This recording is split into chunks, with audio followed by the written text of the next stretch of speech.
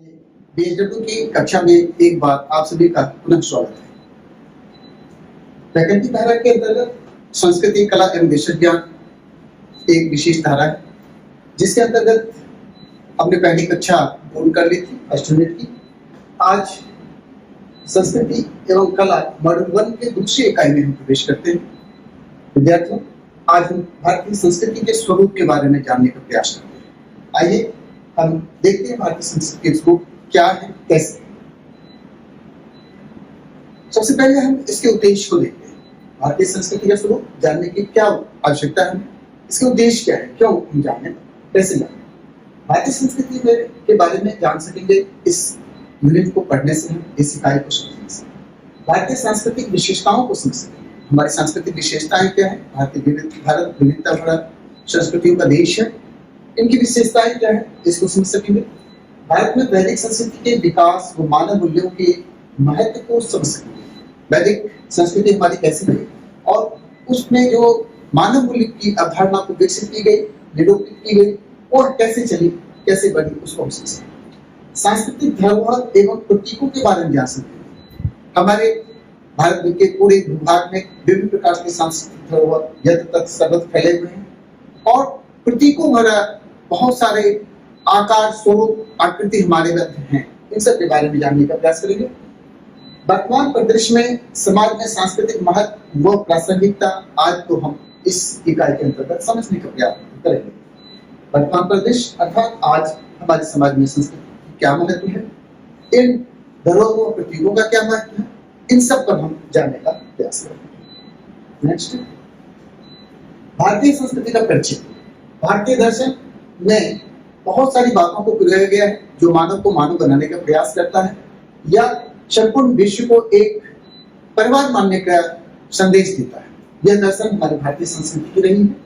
मातृदेवो भव, पितृदेवो भव, अतिथि देवो भव। अर्थात माता देवता होते हैं, पितृ को पिता देवता मानते हैं, अतिथि देवता, इन सभी को देवता की श्रेणी में माना गया है। यत्र पूज्यते नारी रमयन्ते तत्र देवता, अर्थात जहाँ नारियों का सम्मान हो, उनको पूजा जाता हो, वह देवताओं का वास होता है, अर्थात वहाँ सुख शांति समृद्धि का निवास होता है। मातृवत् परदारेषु परद्रव्येषु लोकस्वत् आत्मवत् सर्वभूतेषु यः पश्यत् सम्पन्नः। यह इतना गूढ़ मंत्र है जो भारतीय दर्शन ही दे सकता है। ऐसा किसी और दर्शन में बोध वाक्य नहीं मिलता है। मातृवत् परदारेषु, दूसरी पत्नी को माता के समान समझना चाहिए, दूसरे के धन को ढेला अर्थात मिट्टी के बराबर समझना चाहिए। आत्मवत् सर्वभूतेषु, सभी जीवों को स्वयं के समान समझना। जो ऐसा देखता है, ऐसा समझता है, वास्तव में वही विद्वान है। यह संदेश भारतीय संस्कृति की दिशा है। यद्यपि स्वर्णमयी लंका यो में न रोचते जन्मे जन्मभूमिश्च स्वर्गादपि गरीयसी। भगवान राम लंका विजय के उपरांत लक्ष्मण से कहते हैं, यह सोने की लंका हमें नहीं भाती है, हमें तो अपनी जन्मभूमि प्यारी है, वह स्वर्ग से भी महत्वपूर्ण है। भारतीय दर्शन का महत्वपूर्ण घटक वसुधैव कुटुंब की बात करते हैं। वसुधैव कुटुंबकम अर्थात संपूर्ण वसुधा, धरती, धरा ही हमारे कुटुंब है, परिवार है।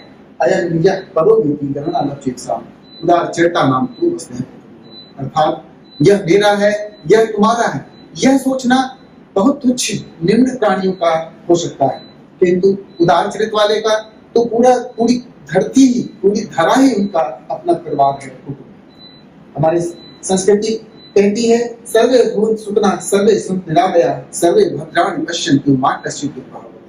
यह वाक्य, यह बोध वाक्य, यह बोध संदेश और दर्शन मात्र और एकमात्र भारतीय दर्शन में मिलता है कि सभी सुखी हो, सभी निरोग रहे, सर्वे भद्राणि पश्यन्तु, सब स्वस्थ रहे। यह हमारी उद्देश्य और ऐसी कामना हम सबके लिए करते हैं।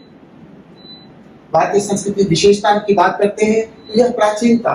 भारतीय संस्कृति अत्यंत ही प्राचीन है, इसमें निरंतरता है, कभी रुकी नहीं है।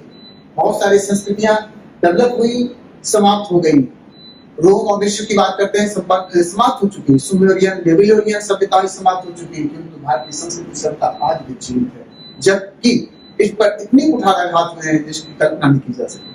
सांस्कृतिक विविधता भरा हुआ भारतीय संस्कृति है, अनेकता एकता का संदेश देती है। बहुत सारी विविधता है, पूर्व से पश्चिम तक, उत्तर से दक्षिण तक हम भारतीय संस्कृति को विविध रूप में देखते हैं, किंतु उन सबको मिलाकर एकता की बात, एकता की भावना भारतीय संस्कृति में प्रकशित होती है, जो विश्व को हमेशा से अपनी ओर आकर्षित करती है। लचीलापन और सहिष्णुता बड़ी खास बात है कि भारतीय संस्कृति में लचीलापन है, वह बहुत ही जल्दी दूसरी चीजों को एक्सेप्ट करती है, स्वीकार कर लेती है। अर्थात यह लचीला है, रिजिडिटी नहीं है, कठोरता नहीं है, इसमें एकदम से ये नहीं कि हम दूसरों को स्वीकार नहीं कर रहे, दूसरों को जीने नहीं। हमारी संस्कृति जी और जीने देने की बात करती है। सहिष्णुता, टॉलरेंस, ये हमेशा हम सहनशील होते हैं। ग्रहणशीलता, जिसके आधार पर लचीलापन बात करते हैं, ग्रहणशीलता, दूसरों चीजों को अपने में समावेश करना और फिर अपने में ढाल देना, यह भारतीय संस्कृति है। आश्रम व्यवस्था बहुत ही प्राचीन व्यवस्था, पौराणिक व्यवस्था है, जो आश्रम व्यवस्था बताती है भारतीय संस्कृति की अपनी पहचान है। भारतीय मानव के जीवन को 4 आश्रम में बांटा गया है, जिसे हम आश्रम व्यवस्था के अंतर्गत मानते हैं। गृहस्थाश्रम, वानप्रस्थ आश्रम, ब्रह्मचर्य, गृहस्थ, वानप्रस्थ और संन्यास आश्रम। ब्रह्मचर्य अर्थात ज्ञान को अर्जन करने का आश्रम। 2500 वर्ष के भारतीय जीवन में मानव जीवन की आयु की कल्पना की गई, जिसमें पहला 25 वर्ष ब्रह्मचर्य आश्रम अर्थात अध्ययन को दिया जाता है।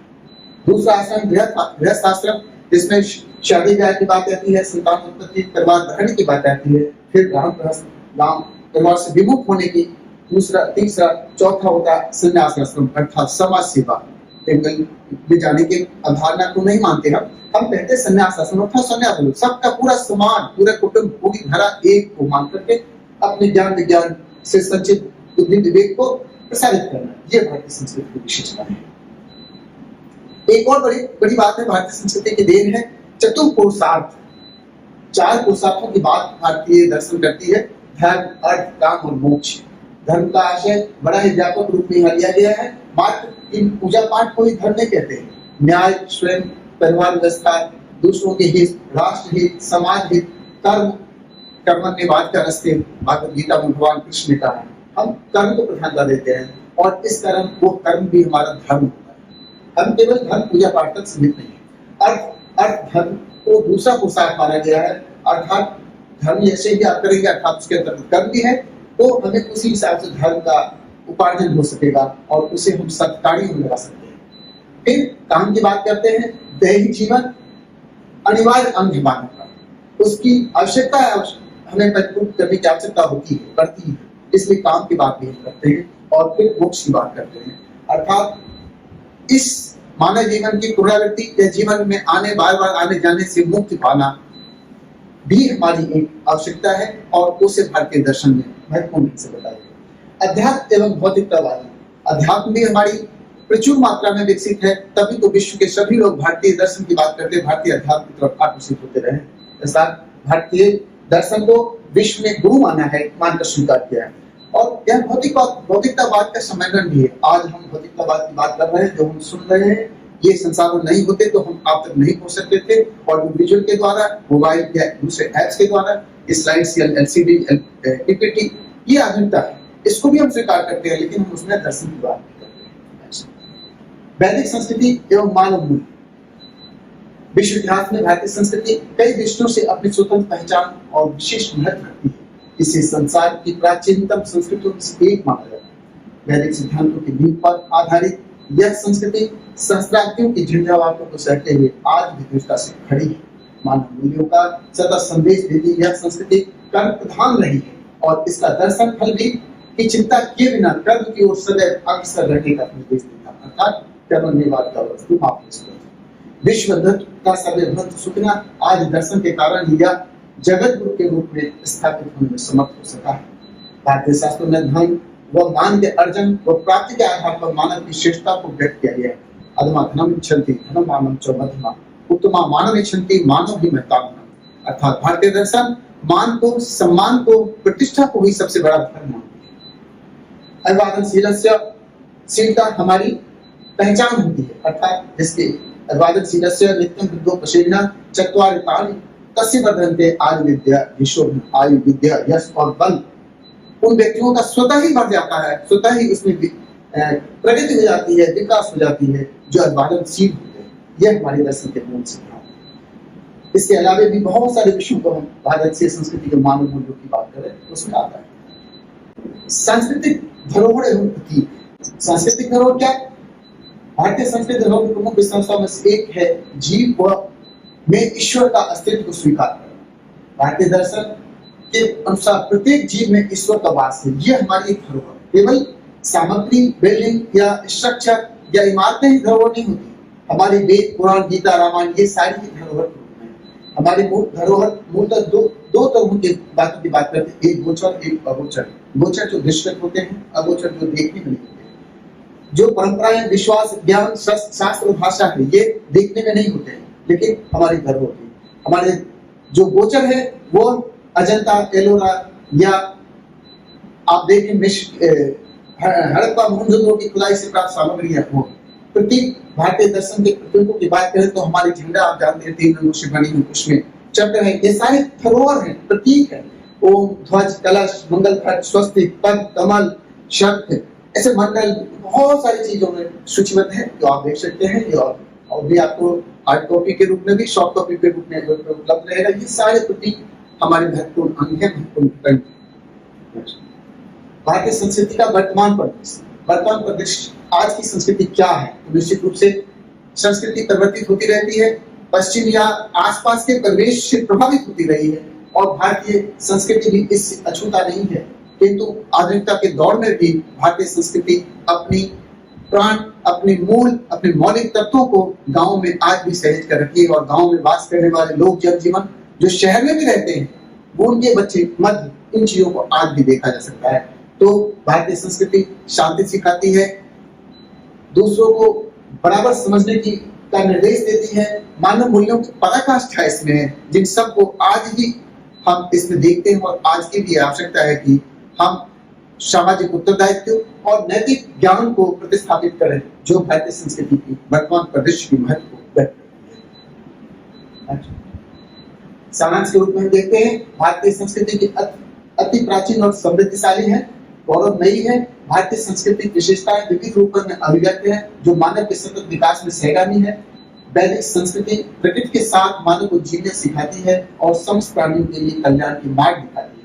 भारतीय संस्कृति श्रेष्ठ मानव मूल्यों को प्रतिस्थापित करती है। सांस्कृतिक धरोहर एवं प्रतीक हमारी अभिन्न पहचान है। वर्तमान परिदृश्य में सांस्कृतिक महत्व समाज निर्माण में सहायक है, इसलिए इस विषय का अध्ययन भी आवश्यक है। तो विद्यार्थियों, आज की कक्षा में दूसरी इकाई यह समाप्त करते हैं। अगली इकाई में हम फिर मिलेंगे।